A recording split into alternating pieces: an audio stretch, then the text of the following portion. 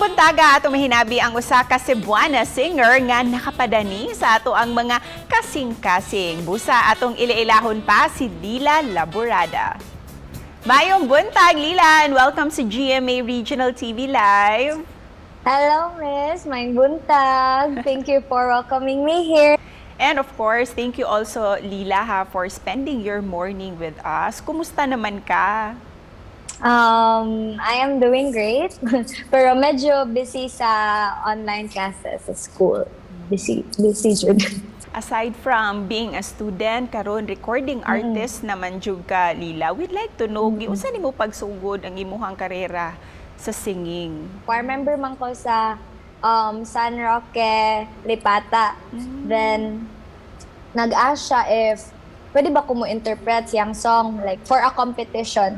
So, nisugot ra dayon ko, and unfortunately, wala man nadala ang song. So, ang gibuhat ni Kuya kay iyaharang gi-upload sa YouTube niya.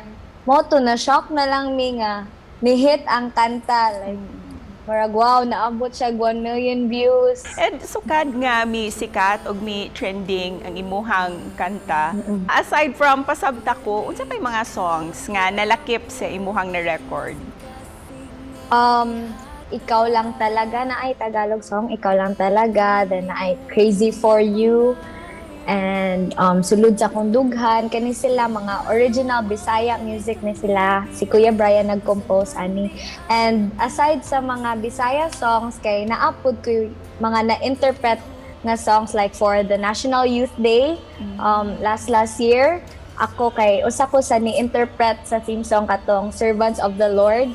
And naka-interpret pud ko kanta ni Sir J.R. Librando for Cebu Popular Music Festival 40th, and naka-third place me. Wow, congratulations. Ubay-ubay. Thank you. Ubay-ubay na nga mga pasidungog ang imuhang nadawat, Lila. And going back sa imuhang kanta nga Pasabta Ko, kaya doon naman kini mensahe, di ba?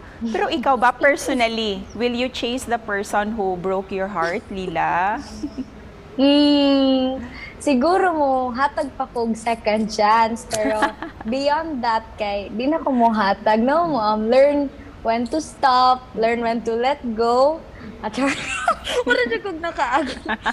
Kay kanang naman jud mga tao nga dili meant mo stay sa imuhang kinabuhi, particularly ang mga tao nga who took you for granted, no? Dili na sila ang ngayon gaan o like chance. Busa, Lila, in line with your career, what's new with you this year? Unsa ang imuhang gipangandaman for 2021?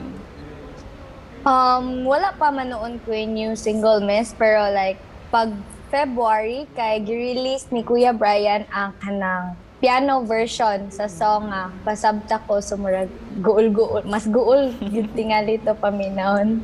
But before we end this interview, Lila, what song would you like to sing para sa ato ang mga viewers karong buntaga? Pero kano makalit kang pipiya, unsa man naaniyan ako pala, palihog pasabta ko. Ikaw ang akong kalipay, karon puro na pagmahay. Nganong imo man kong gituaan, abi na kong tinudanay. Unsa ang akong buhaton, asang forever nga imong gingon. Naa pa ba ko'y mapapot, o wala na ko'y lapot, Pasabta Ko.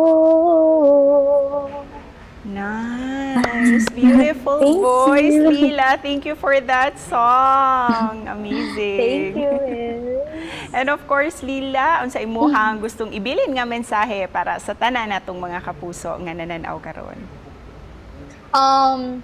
Thank you so much, guys, for supporting original Bisaya music.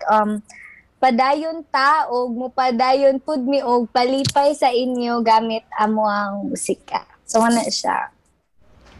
Thank you so much, Lila, for sharing your talent with us this morning. Daghang salamat. Thank you.